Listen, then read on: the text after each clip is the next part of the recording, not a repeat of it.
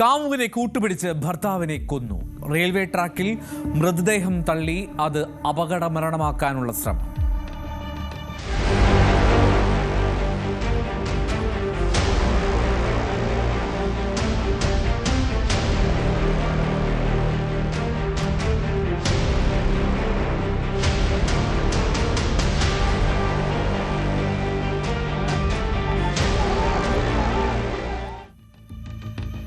ഉത്തർപ്രദേശിലെ അമ്രോഹ ജില്ലയിലാണ് സംഭവം. കൊല്ലപ്പെട്ടത് 35-കാരനായിട്ടുള്ള ടിങ്കു സിംഗ്.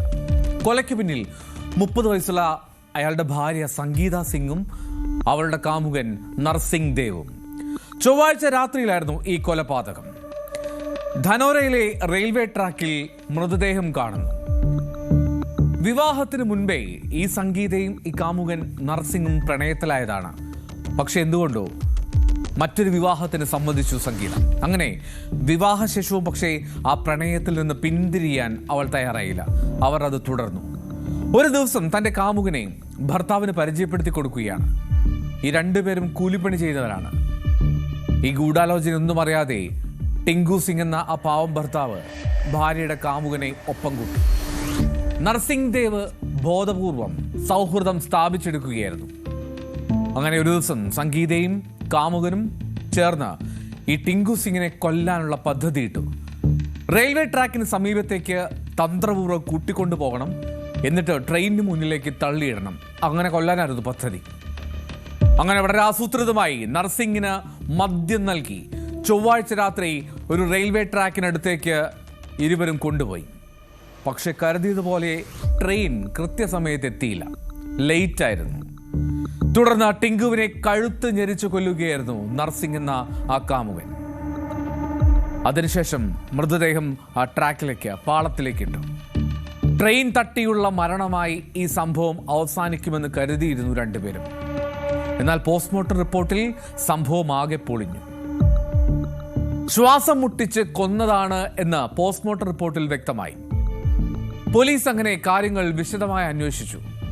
വിശദമായിട്ടുള്ള അന്വേഷണത്തിൽ അത് കൃത്യമായ ആസൂത്രണത്തോടെ നടത്തിയ ഒരു കൊലപാതകമാണെന്ന് വ്യക്തമായി SP अखिलेश भदौरिया പറയുന്നു.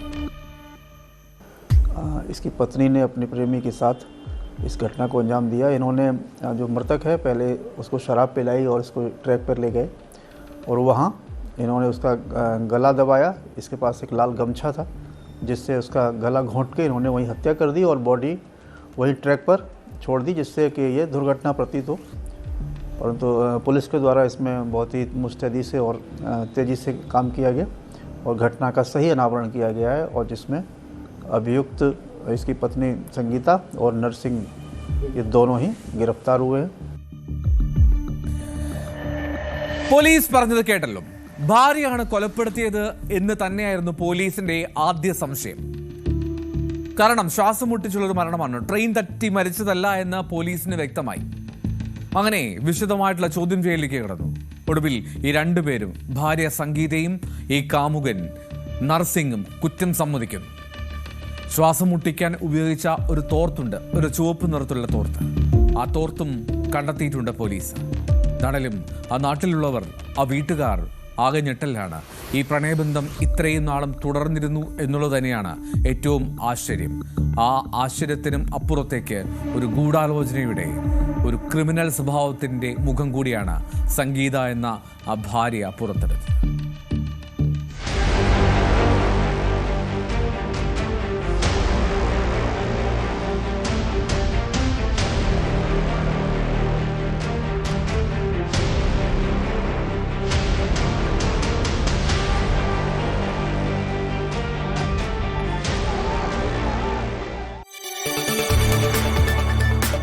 കൂടുതൽ വാർത്തകൾക്ക് News 18 Keralam YouTube channel subscribe ചെയ്യുക.